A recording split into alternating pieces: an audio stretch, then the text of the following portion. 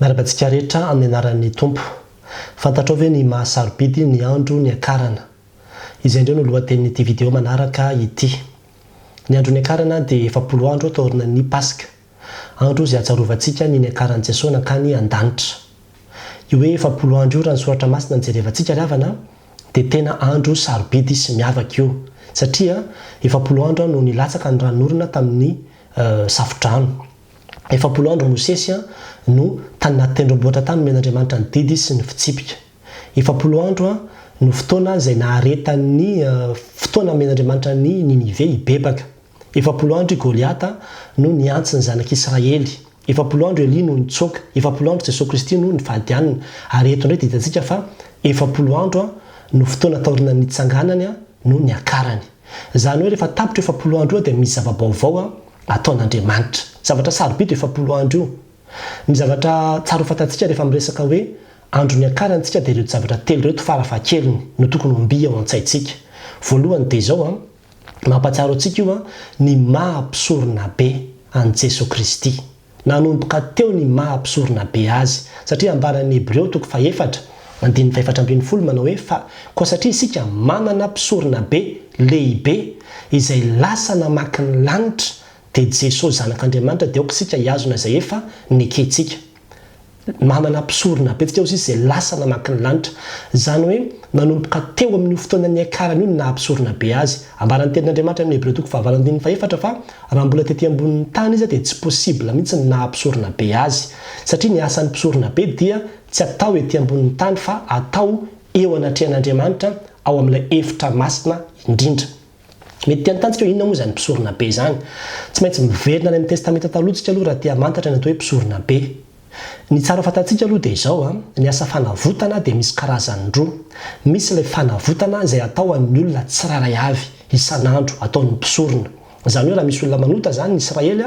dia mitondra biby izy dia atao sorona iny dia iny no fanavotana ho an'ny fahotany. Fa ny asan'ny mpisorona be kosa dia ilay fanavotana faobe izay atao indray mandeha isan-taona ho an'ny Israely rehetra mihitsy io. Izany hoe ny mpisorona be dia olona avy amin'ny olona ihany no fidiana dia izy no mitondra ny rà, izany hoe ranon'ny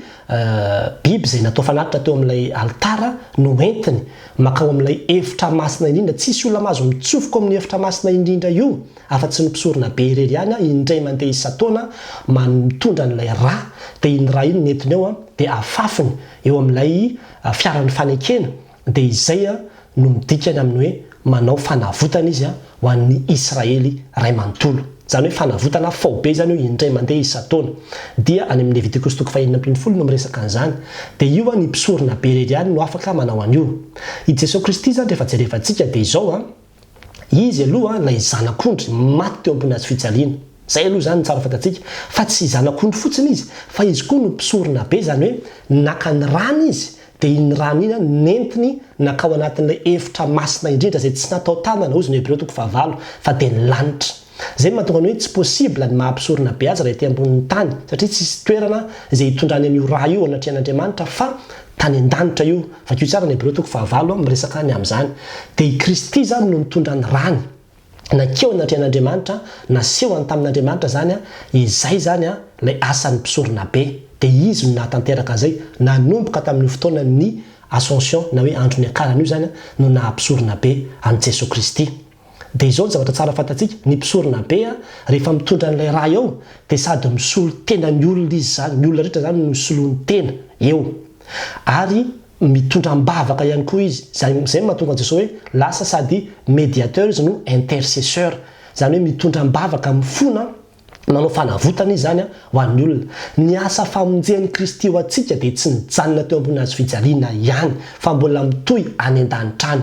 Izany hoe ilay asa famonjehana nataony ranona latsany zany dia tena nisy teo ambony hazo fijaliana voavelany elotsika fa mbola nentiny koa iny nakany amin'Andriamanitra dia mbola mitohy ny asa mampisorona be azy eo anatrehan'Andriamanitra hatramin'izao antsika miteny izao mbola mifona ho antsika izy ny rano zany mbola fanavotana ho antsika isan'andro isan'andro. Indray mandeha isan-taona tamin'izany fotoana izany fa ny Kristy tonga dia indray mandeha tsy miverina intsony. Rehefa tapitra zany ny fanavotan'i Kristy teo ambony hazo fijaliana raha ohatra izy ka tsy nanao ny asa mampisorona be azy dika zay tsy feno zany ilay fanavotana satria misy karazany roa ilay fanavotana. Ny fanavotana ho an'ny olona tsiraray ary misy nyfanavotana faobe ka niakara ny tany an-danitra zany dia naseho hita mihitsy fa tsy hoe niafinafy nanaka hoe tsy hita zinale nanaka ny Italia nanaka izy fa tena hoe niakatra nanaka ny an-danitra izy mba hahafahany mitondra ny ranony fanekena ho anatrehan'Andriamanitra ahafahany manao fisoronana ho atsika ihany koa zany mbola mitoy zany mampisorona be azy hatramin'izao andro itenenantsika izao dikan'izany dia izao ozy ny Hebreo 4:4 manao hoe koa satria koa aoka isika ary sy noho izany anantona ny seza fiandriana ny fahasoavana amin'ny fahasahiana mba hazahoantsika famondrapo sy ahitantsika fahasoavana ho famonjena amin'izay andro mahaory. Kristy zany efa nialohantsika le mpisorona be nakany an-danitra nitao amin'ilay efitra masina indrindra any an-danitra eo anatrehan'Andriamanitra nitondra ny rany izy mba hiteny manao hoe ity ny rako voavela ny eloko ireo voadio satria rehefa jerevanao ny Levitikos 4:12 andiny 17 dia miteny izy manao hoe fa amin'izany andro zany no anaovana fanavotana ho annareo hanadiovana anareo ka dia adio ho afaka amin'ny fahotanareo rehetra eo anatrehan'i Jehova ianareo adio ho afaka amin'ny fahotanareo eo anatrehan'i Jehova ianareo zany hoe ity andro ny akaran'ity zany no fotoana nitondrany Jesosy Kristy teo anatrehan'i Jehova ny rany dia afaka ny amin'izany tsika dia zay matoka ny Hebreo amin'izay 4:4 noho izany aza misalasala tsy manatona an'Andriamanitra ary ilay lamba tao amin'ny tempolo efa nitritra mihitsy ho marika ny amin'izany dikan'izay dia izao hoe afaka manatona an'Andriamanitra amin'izay tsika tsy tokony hisalasala intsony anatona an'Andriamanitra amin'ny fotoana rehetra fa efa tena nisokafany Kristy ny lalana ary izy mbola mifona ho antsika manao izay asa fisoronana mampisorona be azy izay eo anatrehan'Andriamanitra tsara ho fantatsika izany zay ny zavatra voalohany fa ny faharoa dia izao ity andro ny akaran'ity koa dia mampatsiaro antsika ny fampanantenana izay nomen'Andriamanitra atsika nomeny Jesosy Kristy atsika rehefa jerevanao ny asan'ny apôstôly toko voalohany miresaka ny andro ny akarana sy ny Marka 4:12 miresaka ny andro ny akarana dia hitantsika ny amin'ny hoe nampanantena Jesosy Kristy ny amin'ny fanahany osy izy manao hoe azo hery ianareo amin'ny latsahan'ny fanahy masina aminareo tsaro marina aloha fa teo amin'ny tendrombohitra oliva no niakatra izy dia tamin'ny fotoana izy no niteny asan'ny apôstôly toko voalohany 9:9 hoe azo hery ianareo amin'ny latsahan'ny fanahy masina zany hoe nampanantena izy fa ho avy ny fanahy masina ary zany natonga azy iteny manao hoe mahatsara anareo ny fialako tsy hoe lasa izy dia vita navela norery teo ny mpianatra fa nampanantena izy ny amin'ny fanahany ary 10 andro taorinan'io dia tonga tokoa izay fampanantenana izay ny amin'ny fanahy masina ny mpianatra zany nieritreritra hoe ahoana moa zany zao nitoy any tantara manomboka eto fa dia tena lasa izy iny fa niteny izy manao hoe ho avy ny fanahiko izay isolo tena hiaraka aminareo dia izay ny fampanantenana hery tao anatin'ny mpianatra indray zany zay nentina izy ireo hiatrika indray nitoy any tantara rehetra manomboka eo tamin'ny andro ny akarana ihany koa no nampanantenana izay fa ny faharoa koa dia izao fampanantenana ihany koa no nomena ny amin'ny iverenany indray tahaka ny akarany satria rehefa varina tao ireo nijery teo izy le ao amin'ny asan'ny apôstôly toko voalohany any manao hoe ry lehilahy galileanina nahoana ny varina mijery milanitra eto ianareo izy iny Jesosy izay nampakarina taminareo iny sanjery nidina zany dia niteny izay hoe iny Jesosy izay nampakarina taminareo iny dia mbola ho avy indray tahaka ny nahitanareo azy iny niakatra teo iny zany hoe fotoana koa zany nanomezana fampanantenana indray koa amin'ny mpianatra ny amin'ny hoe mbola hiverina ny tompo tahaka n'iny izy niakatra iny tokony ho tadiditsika zany ndiavana rehefa miresaka ny andro ny akarantsika ny amin'ny hoe ho avy ny tompo ho avy ny tompo ny fiavian'ny tompo koa zany dia tokony ho tsarotsika amin'ny fotoana ny andro ny akarana tena ho avy ny tompo adinidin'ny olona zany matetika tena ho avy any amin'ny raha ho any lanitra izy tena hiseho any amin'ny raha ho any lanitra izy arahan'ny anjely izy ny tenin'Andriamanitra ka dia mila mitandrina sy mila miambina isika mba ho isany izay ampiakarina isika ary zay koa ny fampanantenana fahatelo ny amin'ny hoe itsika zany izay mino dia mbola hakarina ihany koa ho avy koa zany ny fotoana asana mba azonao an-tsaina ny eritreritra ray segondra fotsiny zany hoe ianao io dia hiakatra ho any an-danitra ianao tena hiakatra ho any an-danitra ianao tahaka izay andro ny akaran'i Jesosy Kristy izay koa no hiakarantsika amin'ny fotoana hatongavany raha amin'ny fotoana havelomantsika moa ny hatongavany dia hiakatra zany tsika amin'izao fahaveloma zao fa raha hoe fa maty ianao dia aorianan'izay vao tonga izy dia ilay vatanao hitsangana dia hiakatra ianao zany nambara ny tenin'Andriamanitra amin'ny Tesalonina voalohany 4:7-7 manao hoe ary rehefa afaka zany dia isika izay velona koa mbola mitoetra no ankarina hiakatra ho any amin'ny raona hitsenina ny tompo eny amin'ny abakabaka dia ho any amin'ny tompo mandrakariva isika. Tena mbola hiakatra isika riavana, tena hiakatra tahaka ny tompo isika, ary tena misy fampanantenana amin'izany tsika dia ho any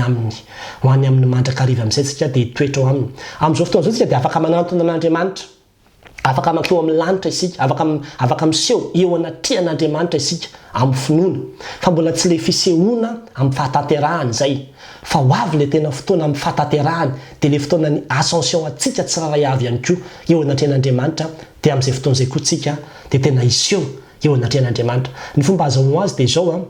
ohatran'ireny logiciel reny, ny amin'ny hoe amin'izao fotoana izao aloha tsika dia mbola ilay version DC, zany hoe ilay trial version zany no ahafahantsika miseho anatrehan'Andriamanitra, fa rehefa tena tonga le fotoana hiakarantsika dia le full version amin'izay, zany hoe le tena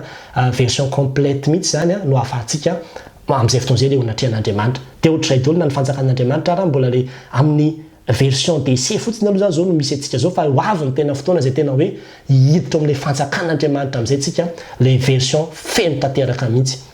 Zava-dehibe zany riavana, mampahery atsika zany, ary zany ny fampanantenana ao atsika rehefa miresaka ny andro ny akarantsika. Ny zavatra fahatelo farany izay tokony ho tsaroana rehefa miresaka andro ny akarantsika dia ny iraka izay nampanaovan'i Jesosy Kristy atsika. Ozy izy manao hoe mandeha any ianareo ozy izy, ataovy mpianatro ny firenena rehetra, manaova batisa azy, zany hoe tena nisy mission nampanaovan'ny tompo atsika. Ho vavolombeloko ianareo zany amin'ny asan'ny apôstôly toko voalohany, ho vavolombeloko ianareo any Jodia, Samaria hatrany am-parantany. Zany hoe ny andro ny akarana dia mampahatsiaro atsika ny iraka izay nampanaovan'i Kristy atsika. Ianao mahalala n'izany fahamarinana rehetrarehetra zany hoe Jesosy Kristy mpisorona be, nampanantena izy fa ho avy ny fanahany, nampanantena izy fa itsika koa dia hiakatra, nampanantena izy fa ny fiaviany ibreverina indray izy, dia mila ambary zany, mila toriany zany, ary zany no andro ny akarana mampahatsiaro atsika zany mission atsika izany. Torio ny filazantsara, torio ny filazantsara fa iraka nampanaovan'Andriamanitra atsika zany, mandehana ozy izy. Indray tsika dia mieritritra hoe ny mpitandrina ihany no tokony hanao an'izany, na ny pastera, na ny katekista, na ny mpiandry, itsika rehetra izay mino dia tokony hitory ny filazantsara, na ao am-piasana anao, na amin'ny manodidina anao, na amin'ny fianakavianao, dia toroy fa ho avy ny tompo, toroy fa vakaiky zany fiavian'ny tompo zany, ary toroy fa isika izay mino dia ho ampiakarina ihany koa isika hiaraka hiakatra amin'ny tompo ho any amin'ny toerana izay misy azy, mandrakizay ahita an'Andriamanitra isika, hiditra amin'ilay tena efitra masina indrindra, efitra masina indrindra, hiditra amin'izay tsika amin'izay fotoana izay amin'ilay fahafenony tanteraka amin'izay, ary zany ny fifaliantsika, izany ny fanantenantsika, izany natao hoe andro ny akarana. Ka dia mampahery antsika rehetra riavana, zarao zao video zao raha ohatra ka mahasoa anao mba mahasoa ny hafa ihany koa ho voninahitr'Andriamanitra rery ihany, dia mirary soa antsika rehetra amin'ity andro sarobidy amin'ny fiainantsika kristianina ity. Amen.